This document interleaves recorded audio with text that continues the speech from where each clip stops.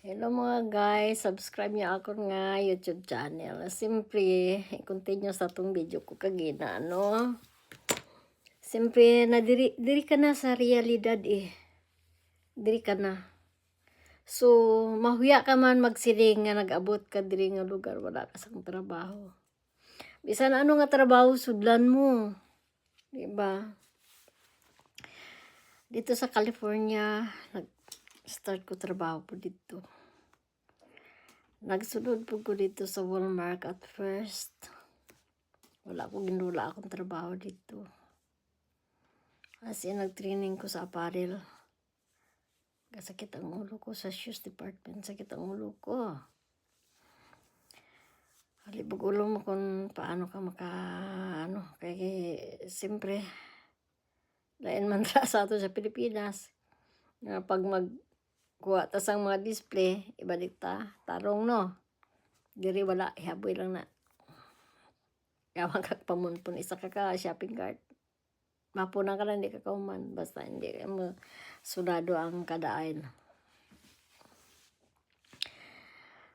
And then, next, ang trabaho ko sa Amazon dito sa Sacramento, California. Malayo, sobra. Nasa 3rd floor ako na-assign.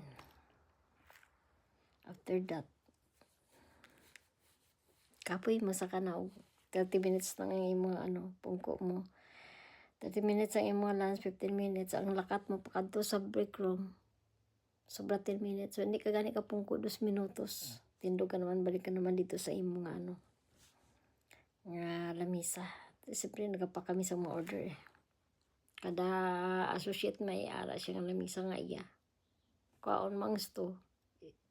Pagpadawag sang sto, masiling ang computer, scan your sto. Pagka-scan mo sang sto mo, masiling itong computer nga, scan your items. I-scan mo itong items. Tapos magawas ng box niya, tanan. Number sang box niya, kung ano nga number, sticker, tapos itong pang box former mo. Tapos, i-scan mo ng tapos butangan mo na kung dipindi. May sticker na siya nga magawas. Lain-lain man na ang dry, kag ang battery, kag ang liquid. May sarili na siya nga sticker. And then nag-untat ako, nagbalik ko sa ga-continuous ko yung tatangot ng trabaho ko dito. Nag-follow up na ako sa Walmart na dumagaan. Then isa kasi hindi ka sa akong department, Siyempre bago pa ako. Then ang nitabo,